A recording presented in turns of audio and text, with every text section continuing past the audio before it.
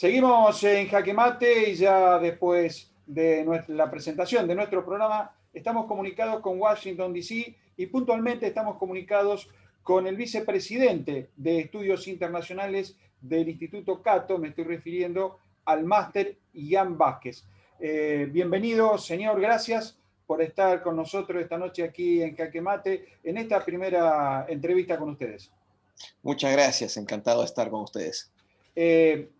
A ver, en estas últimas horas, Estados Unidos cambió su presidente, ya tiene el número 46.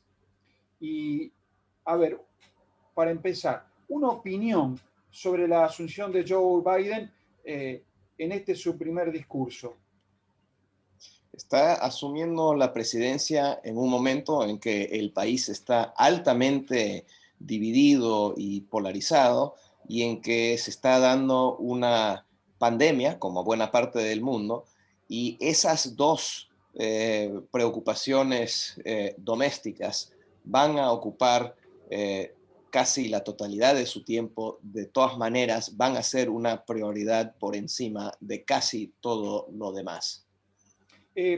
La actitud del expresidente Donald Trump de no asistir a la asunción sí lo hizo Mike Pence, en una actitud casi pasiva, ¿no?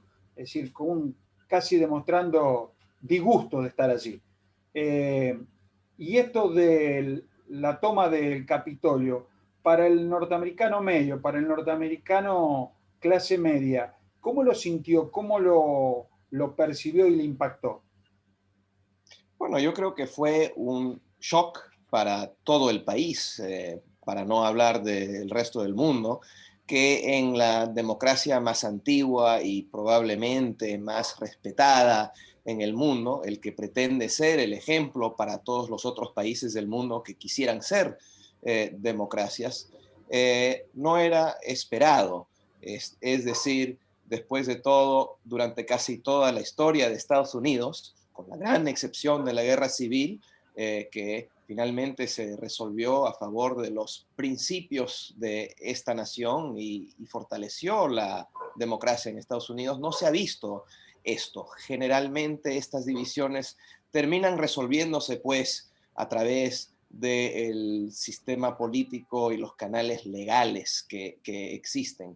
Pero esto fue una cosa mucho más masiva que llama la atención de que hay algo muy podrido en el sistema político de Estados Unidos y es decir, hay extremismos en ambos lados. En este caso fue más que nada un ejemplo del extremismo en la derecha y que es un problema que va a seguir siendo problema para Estados Unidos por un largo tiempo, y eso justamente es algo con que va a tener que lidiar Biden, tanto dentro de su partido como en el resto del espectro político.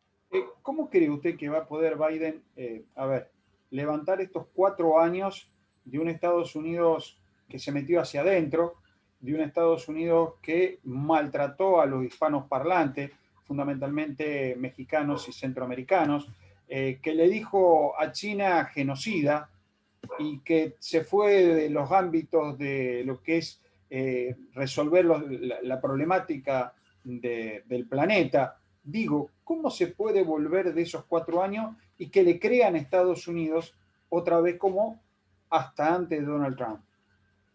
Antes de Donald Trump había la política, como sabemos, del presidente Obama, gobierno en que participó el presidente Biden. Por lo tanto, uno pensaría que va a tratar de volver el reloj hacia esos años, pero no será posible porque en estos 4 años ha ocurrido un montón y además tanto el país como el mundo ha cambiado. Por lo tanto, lo que se va a poder esperar es un intento de normalizar las relaciones con los otros países, un intento de tratar de priorizar la diplomacia por encima de las amenazas, el uso de la fuerza militar a nivel internacional y la dependencia, mucho más que durante Trump, de las organizaciones multilaterales en el mundo y tratar de cambiar el curso hasta cierto punto nomás, con grandes países como China o con respecto a grandes temas como Corea del Norte o Irán. Eso no va a ser fácil porque durante estos 4 años se desató básicamente una guerra comercial con la segunda economía más importante del mundo, que es China, y eso tiene implicancias por todo el mundo. Eh, y se han creado intereses y actitudes en el espectro político en los dos partidos hostiles hacia China, algunos bien fundados, otros no tanto, que serán difíciles de revertir. Por lo tanto, vamos a ver quizás algo de normalización con China, pero va a seguir siendo una relación bastante tensa y va a ser difícil renovar las negociaciones con Irán que había concluido exitosamente Obama, pero del que se desligó Trump durante su administración respecto al tema nuclear. Otro de los temas que va a ser importante, Trump tuvo una actitud casi despreciativa con los latinoamericanos, los hispanos parlantes, para con Sudamérica, excepto dos países, Jair Bolsonaro en Brasil y Piñera en Chile. ¿Cómo cree que va a ser John Biden para relacionarse con el patio trasero, como siempre dicen, de los Estados Unidos, cuando tanto China como la Federación Rusa están influyendo demasiado en inversiones estratégicas, algunas de ellas hasta militares? Bueno, el mejor cambio de política, me parece, por parte de Biden respecto a la región va a ser respecto a la inmigración. Es decir, él quiere legalizar a los inmigrantes que son ilegales en Estados Unidos. Son 10, 11 millones de personas. La mayoría son, por supuesto, hispanos, sobre todo de México y Centroamérica. Y eso es una muestra, una señal de que va a haber un cambio de actitud hacia los hispanos y los inmigrantes de la región total. Va a parar la construcción del muro entre México y Estados Unidos. Estas cosas son señales de su actitud hacia la región. Sin embargo, Latinoamérica no es y no ha sido y no va a ser una prioridad para Estados Unidos. Simplemente no lo es. Y gran parte de eso se debe a que la región, hay que decirlo claro, es una mediocridad. Está lleno de países con sistemas políticos, con líderes políticos, con economías que son mediocres o peor, y que en los últimos años, como sabemos, se ha visto un regreso del populismo, que le va a dificultar, pues, retomar relaciones normales al presidente Biden con la región.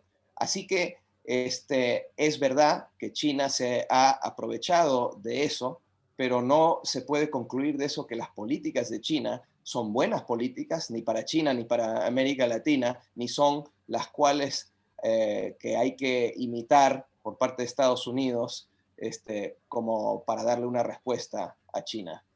En ese cúmulo de países en donde usted habla de mediocridad, populismo y demás, está la Argentina, un país que durante mucho tiempo tuvo buenas relaciones con Estados Unidos y hasta en algún momento fue extra-OTAN. Me estoy refiriendo a la década del 90 y me estoy refiriendo al gobierno de Carlos Saúl Menem, hoy senador nacional en la Argentina. ¿Usted cree que, a ver, Biden va a poder ayudar a la Argentina en un proceso económico multilateral porque tiene gravísimos problemas con su PBI? Ya casi el 100% del PBI está tomado por la deuda pública y hay deuda privada. ¿Cómo cree usted que va a ser Biden para con la Argentina? Bueno, el problema que tiene Argentina con respecto a su deuda y su relación con el Fondo Monetario Internacional, y hay que decirlo, de eso se trata, cuál va a ser la relación para saber si el Fondo Monetario una vez más va a rescatar a una Argentina absolutamente fracasada, basado en promesas que no son creíbles, Ese es el gran problema con el Fondo Monetario. Siempre rescata a los países que hacen promesas que no se cumplen y eso empeora la situación. Esa es la historia de Argentina con respecto al Fondo Monetario. Yo esperaría que Biden aprendería de la historia, pero probablemente la presión política, burocrática, de que el Fondo Monetario, por ser una agencia gubernamental, burocrática, va a querer prestar, tiene un incentivo de prestar incluso cuando no es justificado, probablemente tarde o temprano se va a ver algo, pero no va a ser un proceso fácil porque la Argentina realmente está en una situación pobre económicamente y no tiene ninguna credibilidad ni a nivel de Washington ni a nivel internacional. La última pregunta, Ian Vázquez. A ver, en Estados Unidos están los grandes jugadores, como les llamamos nosotros, para las inversiones. Allí se concentran los grandes jugadores internacionales. ¿Usted cree que algún jugador quiera ingresar a la República Argentina con alguna inversión, como alguna vez la tuvo en Estados Unidos en la Argentina? Me parece que la mejor medición de que un país es un lugar bueno para invertir y para el futuro es justamente la inversión extranjera. Y no se está viendo eso en Argentina, con excepción de inversiones tipo estatales, como la que está haciendo China, ¿no? Uh-huh. Y eso en sí es una indicación de que no podemos esperar algo demasiado prometedor de la economía argentina. Por lo tanto, yo creo que no hay por qué pensar que la Argentina, por alguna razón sorprendente o misteriosa, de repente se va a volver un buen lugar para invertir si es que no hay un cambio de política económica y demás absoluta en Argentina. Y eso simplemente no se está dando. Así que me parece que no hay buenas noticias en ese sentido. Ian Vázquez, muchísimas gracias por estos minutos que nos ha dispensado esta noche aquí en Jaque Mate. Quedamos abiertos para seguir conversando sobre Estados Unidos y la Argentina y Latinoamérica, porque sé que usted es un experto en temas de inversiones en Hispanoamérica. Muchas gracias, un placer. Muchísimas gracias.